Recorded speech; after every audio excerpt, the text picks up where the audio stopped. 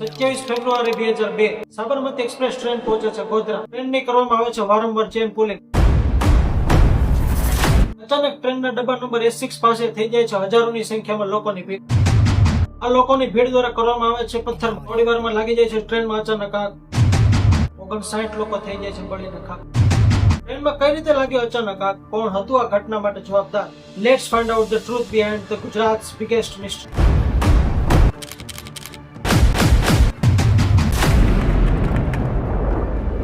3 December 1992 ના રોજ અયોધ્યામાં એક વિવાદિત ઢાંચાને તોડી પાડવામાં આવ્યું ને ત્યાં રામ જન્મભૂમિનું નિર્માણ કરવામાં આવ્યું. એના દશકો સુધી માત્ર એક જ વાત છવાયેલી હતી, રામ જન્મભૂમિ. 2001માં વિશ્વ હિન્દુ પરિષદ દ્વારા રામ મંદિર નિર્માણ માટે અને હિન્દુઓને સમગ્ર હિન્દુઓને જાગૃત કરવા માટે એક અભિયાન જાહેર કરવામાં આવ્યું. આ અભિયાનને 3 ભાગમાં વહેંચવામાં આવ્યું. એક જળાભિષેક, જપ યજ્ઞ અને પૂર્ણાહુતિ યજ્ઞ. આ પૂર્ણાહુતિ યજ્ઞ માટે ભારતભરમાંથી કાર સેવકો અયોધ્યા જવા માટે આવવાના. PHP દ્વારા 2,000 લોકોની બેચ તૈયાર કરવામાં આવી. આ પહેલી બેચ નીકળવાની હતી ગુજરાતથી અયોધ્યા જવા માટે 22 ફેબ્રુઆરી રોજ અને ત્યારબાદ અયોધ્યામાં પૂર્ણાહુતિ યજ્ઞનું કામ પૂરું કરીને પછી તેઓ 25 ફેબ્રુઆરીએ રિટર્ન થવાના હતા અને તેના માટે તેઓ સાબરમતી ટ્રેનનો ઉપયોગ કરવાના હતા. રેલવે ટાઈમ ટેબલ અનુસાર વાત કરીએ તો ટ્રેન ગોધરા સ્ટેશન પર રાત્રે 3 વાગે પહોંચી જવી જોઈએ, પરંતુ 5 કલાક મોડી હોવાના કારણે તે ટ્રેન સવારે પહોંચે છે 7:43. ટ્રેનની અંદર ટોટલ 18 ડબ્બા હતા, જેમાંથી 10 ડબ્બા સ્લીપર અને 6 ડબ્બા જનરલ અને 2 લગેજ. ટ્રેનની વાત કરીએ તો ટોટલ સીટિંગ કેપેસિટી 1320 લોકોની હતી, પરંતુ 2000 લોકો તો માત્ર કાર સેવકો જ, બાકીના પેસેન્જરો તો અલગ. મોટા ભાગના કાર સેવકો તો ટિકિટ વગર જ ટ્રેનમાં બેસી ગયા હતા, જેના કારણે તેઓને જનરલમાં જગ્યા ન હોવાને લીધે તેઓ સ્લીપર ક્લાસમાં ટોયલેટની જગ્યા પાસે પણ ઉભા માટે તૈયાર હતા. ટ્રેનના S6 ડબ્બાની જ વાત કરીએ તો ટોટલ 200 જેટલા લોકો તેમાં હાજર હતા. જોવાની વાત એ છે કે ટોટલ કેપેસિટી S6 ડબ્બાની માત્ર 72 જ. સવારના 8 વાગ્યાની આસપાસ ગોધરા સ્ટેશનથી જ્યારે ટ્રેન નીકળી તો તરત જ ચેનનું પુલિંગ કરવામાં આવ્યું અને ટ્રેનમાં બેઠેલા લોકો દ્વારા એવું જાણકારી મળી કે અમુક કાર સેવકો પ્લેટફોર્મ પર જ બાકી રહી ગયા છે. ત્યારબાદ ટ્રેન સ્ટેશનથી થોડીક જ આગળ ગઈ અને ટ્રેનના અલગ અલગ ડબ્બાઓમાંથી ફરીથી ચેન પુલિંગ કરવામાં આવી, જેના લીધે ટ્રેનને રોકી દેવામાં આવી. વાત જાણવા એમ મળે છે કે આ ટ્રેનને રોકવામાં આવી હતી એ કેબિન પાસે.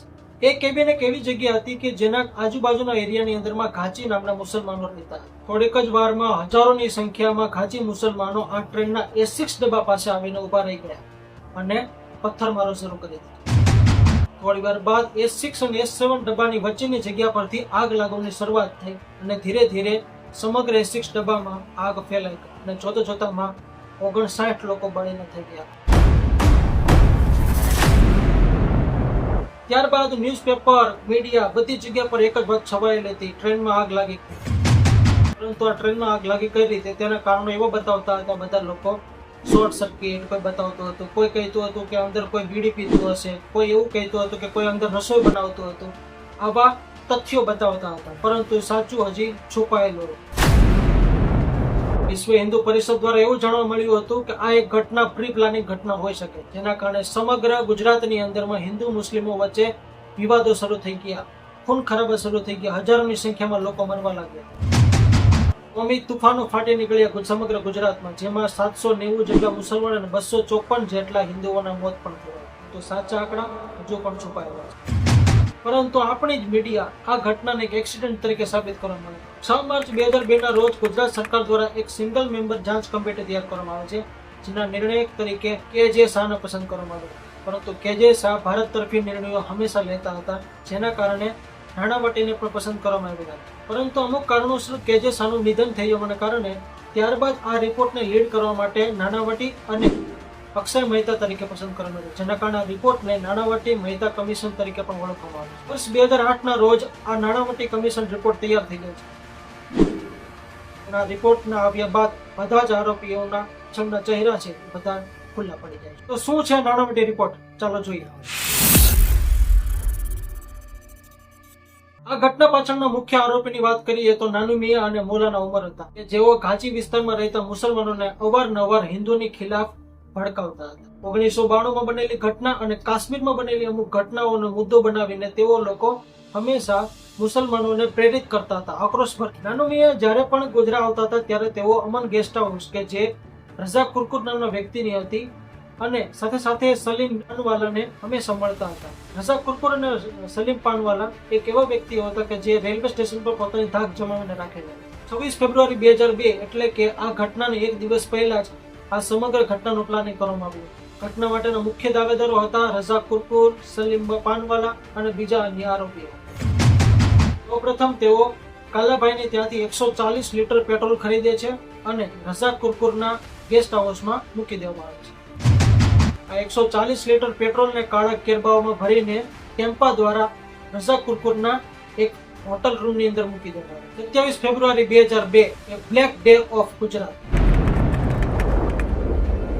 સવારે 7:43 વાગે ટ્રેન પહોંચે છે ગોધરા. ટ્રેન 5 મિનિટનો હોલ્ટ લે છે. એ સમયે કાર સેવકો પ્લેટફોર્મ પર આવીને સાદી બકર નામના વ્યક્તિ પાસેથી ચા ખરીદે છે અને તે સમયે થોડી ઘણી બોલાચાલી થઈ જાય છે અને ઝઘડો થઈ જાય છે. આ ઝઘડાનો ફાયદો ઉઠાવીને સલીમ પાનવાલા તરત જ દોડીને ઘાચી મુસલમાનો તરફ જાય છે અને તેઓને ઉશ્કેરે છે અને ખોટી અફવાઓ ફેલાવે છે કે એક મુસ્લિમ છોકરી સોફિયા બાનોને આ સેવકો દ્વારા ટ્રેનમાં ખેંચીને લઈ જવામાં આવે. તેથી ઘાચી મુસલમાનો ખૂબ જ વધારે પડતા આક્રોશમાં આવી જાય છે, ગુસ્સામાં આવી જાય છે અને તરત જ દોડીને એ કેબિન પાસે ઉભા રહી જાય છે અને ટ્રેનના ડબ્બા નંબર A6 ઉપર પથ્થરમારો શરૂ કરી દે. રઝા કુરકુરના આદેશ ઉપર શૌકત રકીબ અને ઇમરાન દ્વારા ગેસ્ટ હાઉસમાં રાખેલા પેટ્રોલને આ જગ્યા પર લાવવામાં આવે. તે પેટ્રોલના કેરબાઓને એક કેબિન એ પાસે લઈ જવામાં આવે છે. ત્યારે લતીકો નામના વ્યક્તિ દ્વારા આ કેરબાને તોડવામાં આવે છે. ત્યારબાદ અયુબ પટેલિયા, ઇરફાન મહેબૂબ, શૌકત અને સિદ્દીકી દ્વારા A6 અને A7 વચ્ચેની જગ્યાને તોડીને ત્યાં 60 લીટર જેટલું પેટ્રોલ ઠાલવી દેવામાં આવે છે અને આગ લગાડી દેવામાં આવે છે. તો જોતાની અંદરમાં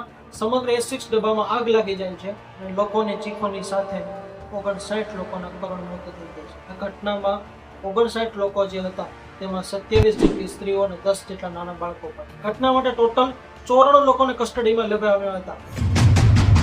સૌથી મોટી અદાલત તરીકે ગણવામાં આવતું હતું કારણ કે એટલા બધા આરોપીઓના કારણે આ અદાલતને બહાર જ ગોઠવવામાં આવેલી, જેમાંથી છેલ્લે 31 જેટલા આરોપીઓને ગણવામાં આવેલા હતા. તેમાંથી 11 લોકોને ફાંસી અને 20 લોકોને ઉંમર કેદની સજા ફરમાવવામાં આવી. આ તો નાણાવટી કમિશનનો રિપોર્ટ. ગોધરા કાંડની ઘટના બાદ હિન્દુ અને મુસ્લિમો વચ્ચે ઘણા બધા અણબનાવો શરૂ થઈ ગયા હતા. લોકો એકબીજા સાથે વાતોચીતો ન કરતા, ટ્રસ્ટ બિલ્ડિંગ ઓછું થઈ ગયું. હિન્દુ અને મુસ્લિમ બંને ભાઈઓ તરીકે કામ કરવા લાગ્યા. અટલ બિહારી વાજપેયીના નિર્ણયો અને તેની પહેબતો પરથી વાત જાણવા મળતી હતી રાજધર્મ વિશે. मेरा एक ही संदेश है कि वो राजधर्म का पालन करें. તેથી લોકો પોતાના કર્મ પ્રધાન બનવા માંગતા હતા, ધર્મ પ્રધાન નહીં. જેના લીધે આજે ગુજરાત ભારતનું સર્વશ્રેષ્ઠ રાજ્ય બની ગયું છે. કારણ એક જ છે, આજે હિન્દુ મુસ્લિમ જાતપાતનો કોઈ પણ પ્રકારની વસ્તુ રહી નથી. માત્ર એક જ વસ્તુ છે, તો એ છે રાજધર્મ. જેના કારણે જ આજે ગુજરાત એક ભારતનું સર્વશ્રેષ્ઠ રાજ્ય બની. આ હતી ગોધરા કાંડની કહાની. તમને જો વિડીયો પસંદ આવ્યો હોય તો ચેનલ પર જો નવા હો તો સબસ્ક્રાઇબ જરૂર કરી દેજો, બેલ આઇકન દબાવી દેજો જેથી તમને નવા અપડેટ મળતી રહે. અને હા, વિડીયો પસંદ આવ્યો હોય તો લાઈક જરૂર કરી દેજો અને તમારા મિત્રોને પણ શેર કરજો, કારણ કે આ ગુજરાતની સૌથી મોટી મિસ્ટ્રી છે. Thank you. જય જય ગરવી ગુજરાત.